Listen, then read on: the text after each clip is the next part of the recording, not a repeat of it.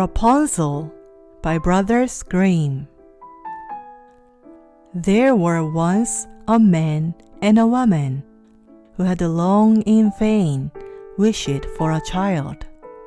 At length, it appeared that God was about to grant their desire. These people had a little window at the back of their house, from which a splendid garden could be seen, which was full of the most beautiful flowers and herbs. It was, however, surrounded by a high wall, and no one dared to go into it, because it belonged to an enchantress who had great power and was dreaded by all the world. One day, the woman was standing by this window and looking down into the garden, when she saw a bed which was planted with the most beautiful rampion, and it looked so fresh and green that she longed for it. She quite pined away and began to look pale and miserable. Her husband was alarmed and asked, "What ails you, dear wife?" "Oh," she replied, "if I can't eat some of the rampion which is in the garden behind our house, I shall die." The man who loved her thought, "Sooner than let your wife die, bring her some of the rampion yourself. Let it cost what it will." At twilight, he clambered down over the wall into the garden of the enchantress, hastily clutched a handful of rampion and took it to his wife. She at once made herself a salad of it and ate it greedily. It tasted so good to her, so very good, that the next day she longed for it 3 times as much as before. If he was to have any rest, her husband knew he must once more descend into the garden. Therefore, in the gloom of evening, he let himself down again, but when he had clambered down the wall, he was terribly afraid, for he saw the enchantress standing before him. "How can you dare," said she, with angry look, "descend into my garden and steal my rampion like a thief? You shall suffer for it." "Oh," answered he, "let mercy take the place of justice. I only made up my mind to do it out of necessity. My wife saw your rampion from the window and felt such a longing for it that she would have died if she had not got some to eat." The enchantress allowed her anger to be softened and said to him, "If the case be as you say, I will allow you to take away with you as much rampion as you will. Only I make one condition.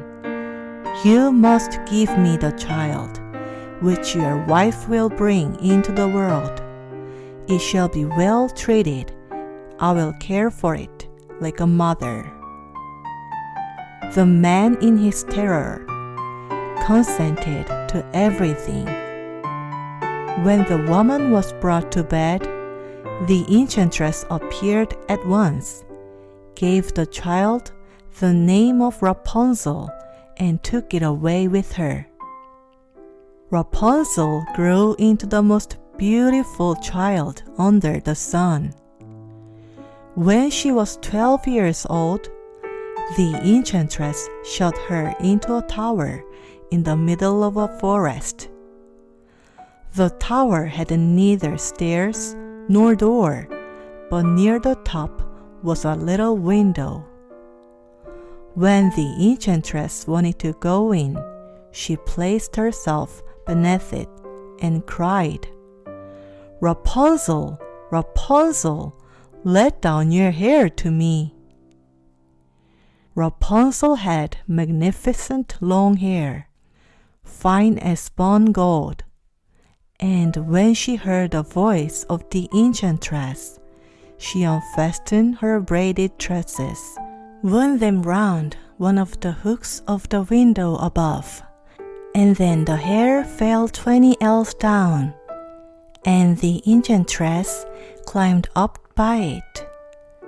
After a year or two, it came to pass that the king's son rode through the forest and passed by the tower. Then he heard a song which was so charming that he stood still and listened. It was Rapunzel, who in her solitude passed her time in letting her sweet voice resound. The king's son wanted to climb up to her and looked for the door of the tower, but none was to be found. He rode home, but the singing had so deeply touched his heart that every day he went out into the forest and listened to it. Once when he was standing behind a tree, he saw that an enchantress came there, and he heard how she cried, "Rapunzel, Rapunzel, let down your hair to me." Then Rapunzel let down the braids of her hair, and the enchantress climbed up to her. "If that is the ladder by which one mounts, I too will try my fortune," said he. And the next day, when it began to grow dark, he went to the tower and cried, "Rapunzel, Rapunzel, let down your hair to me." Immediately the hair fell down, and the king's son climbed up.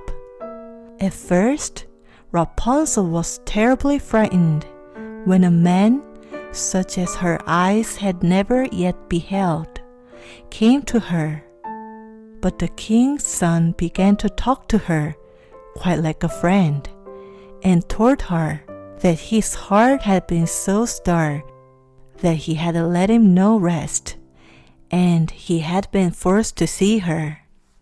Then Rapunzel lost her fear, and when he asked her if she would take him for her husband, and she saw that he was young and handsome, she thought, "He will love me more than old Dame Gothel does." And she said yes, and laid her hand in his. She said, "I will willingly go away with you, but I do not know how to get down. Bring with you a skein of silk every time that you come, and I will weave a ladder with it. And when that is ready, I will descend, and you will take me on your horse." They agreed that until that time he should come to her every evening, for the old woman came by day. The enchantress remarked nothing of this, until once Rapunzel said to her, "Tell me, Dame Gothel, how it happens that you are so much heavier for me to draw up than young king's son. He is with me in a moment." "Oh, you wicked child," cried the enchantress. "What do I hear you say? I thought I had separated you from all the world, and yet you have deceived me." In her anger, she clutched Rapunzel's beautiful tresses, wrapped them twice round her left hand, seized a pair of scissors with the right, and snip, snap, they were cut off, and the lovely braids lay on the ground. And she was so pitiless that she took poor Rapunzel into a desert, where she had to live in a great grief and misery. On the same day that she cast out Rapunzel, however, the enchantress fastened the braids of hair which she had cut off to the hook of the window, and when the king's son came and cried, "Rapunzel, Rapunzel, let down your hair to me," she let the hair down.